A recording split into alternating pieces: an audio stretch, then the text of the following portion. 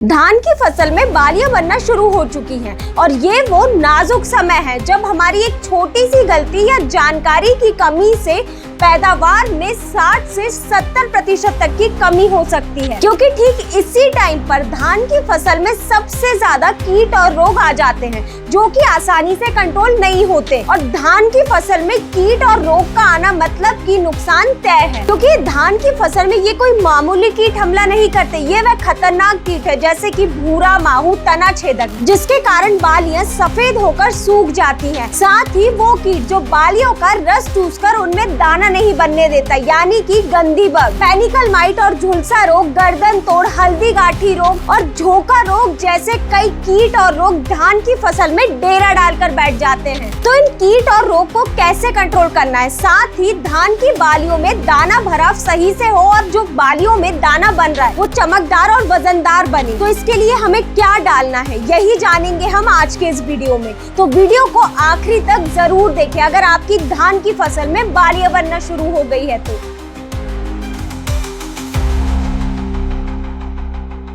नमस्कार किसान भाइयों, स्वागत है आपका कात्यायनी ऑर्गेनिक्स के यूट्यूब चैनल में। तो चलिए बिना देरी करे इस वीडियो को शुरू करते हैं। तो चलिए सबसे पहले उस कीट की बात करते हैं जो धान में बालियां बनते शुरू होते ही पौधे को खोखला करना चालू कर देता है, यानी कि ये भूरा माहू, जिसे किसान भूरा फुदका, ब्राउन प्लांट हॉपर, तेला के नाम से जानते हैं। ये दिखने में बहुत ही छोटा सा भूरे रंग का होता है और धान के तने के निचले हिस्से जहाँ पे पानी जमा होता है ये वहाँ पर लाखों की संख्या में दिखाई देता है, यानी कि धान की जड़ों के आसपास ये झुंड में पाया जाता है। और ये कीट का फैलाव इतना तेज होता है कि ये एक रात में ही पूरे खेत में फैल जाता है। और अगर आप इन पौधे की पत्तियों को देखेंगे तो किनारे से जली हुई दिखाई देंगी, और अगर दूर से उस खेत को देखा जाए तो ऐसा दिखाई पड़ता है जैसे कि मानो कोई ने आग लगा दी हो, जिसे आमतौर पर हॉपर बर्निंग के नाम से भी जाना जाता है। और इस खतरनाक कीट के नियंत्रण की बात करें तो मार्केट में कई टेक्निकल आ रहे हैं, लेकिन इस कीट की रेसिस्टेंट पावर इतनी ज्यादा बढ़ चुकी है कि अब कोई भी टेक्निकल आसानी से इस कीट पर काम नहीं करता है। इसीलिए इस कीट को नियंत्रण करने के लिए आपको ये पावरफुल कॉम्बो सबसे बेस्ट रिजल्ट देगा, जो कि आपको धान माहू रक्षक कॉम्बो के नाम से मिल जाएगा। ये कॉम्बो में 3 प्रोडक्ट आते हैं, वो भी बहुत किफायती दाम में। पहला प्रोडक्ट है बीपीएच सुपर, जिसमें पाइमेट्रोजिन 50% होता है। दूसरा है एपोकैलिप्स, जिसमें डाइनेटियोफ्यूरॉन 20% होता है। वहीं दोनों टेक्निकल के असर को और भी प्रभावी बनाने के लिए इसके साथ में है सिलिकॉन स्प्रेडर। इस कॉम्बो में ये दोनों टेक्निकल होने के कारण ये भूरा माहू की हर एक स्टेज पर काम करता है, चाहे वो एग हो, निम्फ हो या फिर एडल्ट, ये हर स्टेज पर काम करेगा और उन्हें कंट्रोल कर देगा। और वही इस कॉम्बो में कैटेलाइजर होने के कारण इसका रिजल्ट आपको अच्छा देखने को मिलेगा। दूसरा खतरनाक कीट है गंदी बग। ये सीधे धान की बालियां और दाने पर हमला करता है। और इसकी पहचान की बात करें तो ये दिखने में छोटा सा भूरे रंग का लंबा सा कीट होता है। आप इसकी पहचान ऐसे भी कर सकते हैं कि जब आप धान के खेत में चलेंगे और जब ये कीट उड़ेगा तो उसमें से गंदी दुर्गंध आती है। इसी वजह से इस कीट को गंदी बग या फिर गंदेला कीट के नाम से भी जाना जाता है। और ये कीट सुबह और शाम के टाइम पर सबसे ज्यादा दिखाई देता है और ये बालियों में बन रहे दाने का रस चूस लेता है,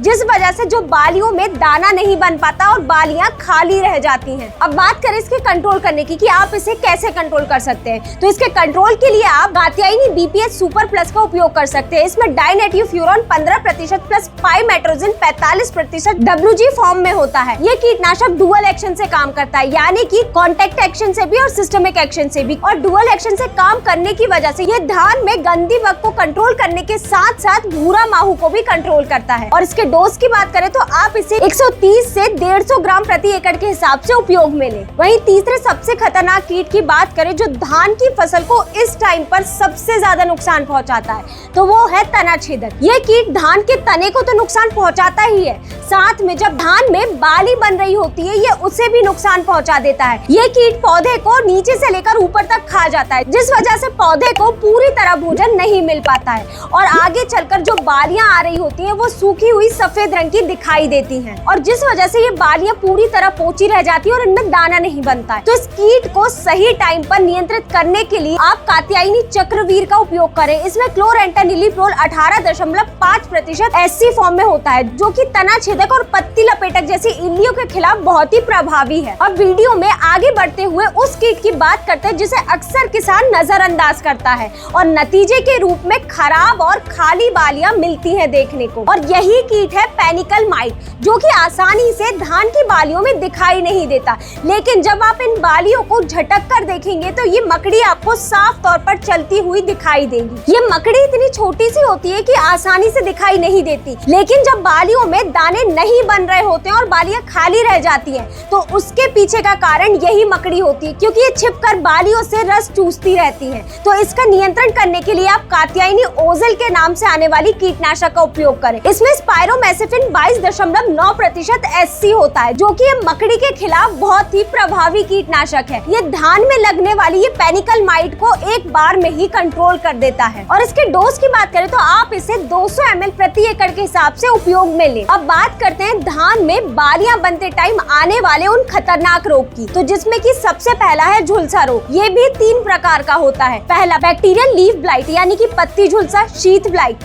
और तीसरा है पेनिकल ब्लाइट यानी कि बालियां बनते समय आने वाला झुलसा रोग। तो सबसे पहले बात करिए बैक्टीरियल लीफ ब्लाइट की यानी कि ये पत्ती झुलसा रोग की। शुरुआत में इसके लक्षण खैरा रोग जैसे दिखाई देते हैं, जिस वजह से किसान इसे आसानी से पहचान नहीं पाता और जिंक की कमी समझकर इसका इलाज सही से नहीं कर पाता। लेकिन जब ये रोग ज्यादा बढ़ जाता है तब इसका इलाज ढूंढता है। और इस रोग को पहचानने के लिए अगर आप पत्तियों को देखेंगे तो वो किनारे से सूखी हुई दिखाई देंगी, और जो इनके किनारे रहेंगी वे मटमैले या भूरे रंग की दिखाई देंगी। और वहीं अगर बात करें ये शीत ब्लाइट की, तो पौधे में तने के पास जहाँ पानी अक्सर भरा ही होता है, ये वहाँ पर ये अंडे आकार के गोल भूरे रंग के धब्बे दिखाई देते हैं। तो आप ये समझ जाइए कि आपकी फसल में शीत ब्लाइट रोग है। और अगर आप इस रोग को इस स्टेज पर कंट्रोल नहीं करते हैं तो जैसे ही धान की फसल में बालियां बनना शुरू होती हैं, तो इस रोग का प्रकोप उन बालियों पर भी दिखाई देता है, जिसे पेनिकल ब्लाइट यानी कि बालियों का झुलसा रोग कहा जाता है। और इस पेनिकल ब्लाइट की वजह से जो बालियां बन रही होती है उनमें दाने नहीं बन पाते हैं, और ये जो दाने रहते हैं इन पे भी काले भूरे रंग के धब्बे दिखाई देते हैं। तो आप इन दोनों रोग को कंट्रोल करने के लिए कात्यायनी प्लांटिवो के नाम से आने वाली फफूंदनाशक का उपयोग कर सकते हैं। इसमें टेबिकोनाजोल 50% प्लस ट्राइफ्लॉक्सीस्ट्रोबिन 25% WG फॉर्म में होता है, जो धान की फसल में चाहे शीत ब्लाइट हो या फिर बालियां बनते समय आने वाला झुलसा रोग, ये दोनों को ही कंट्रोल करता है। लेकिन अगर आपकी फसल में बैक्टीरियल लीफ ब्लाइट यानी कि जीवाणु पत्ती झुलसा रोग है, तो आप कात्यायनी केमाइसिन के नाम से आने वाली दवाई का उपयोग करें। वहीं धान की फसल में ये बालियां बनते टाइम दूसरा सबसे खतरनाक रोग आता है गर्दन तोड़। ये धान में बालियां जहाँ से निकलती है ठीक उसी के नीचे जो गर्दन वाला हिस्सा होता है, वहाँ पे काले भूरे रंग के धब्बे के रूप में दिखाई देता है, जो धीरे धीरे करके धान की पूरे गर्दन को गला देते हैं, और जिस वजह से बालियों तक भोजन और पानी की सप्लाई पूरी तरह रुक जाती है, और इसी कारण बालियों में दाना नहीं बन पाता है और बालियां खाली रह जाती हैं। और ये रोग अगर फसल में एक बार आया तो 100% नुकसान होना तय है। वहीं अब बात करें इस समय आने वाले तीसरे खतरनाक रोग की, तो वही है हल्दी गांठी रोग,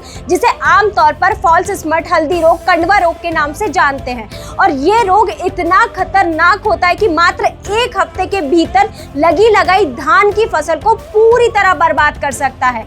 इस रोग की वजह से जो धान की बालियां रहती हैं, उनमें दाने की बजाय ये पीले नारंगी रंग की गोल गांठें बनना शुरू हो जाती है, जिस वजह से ये बालियों में दाने की जगह ये फंगस ले लेती हैं। और ये फंगस अगर खेत के एक पौधे में भी आई तो पूरे खेत को ये कवर कर लेती है। अब बात करें फफूंदनाशक की कि कौन से फफूंदनाशक उपयोग करें ये गर्दन तोड़ और हल्दी गांठी दोनों रोग को कंट्रोल करने के लिए, तो वही है कात्यायनी एजोजोल।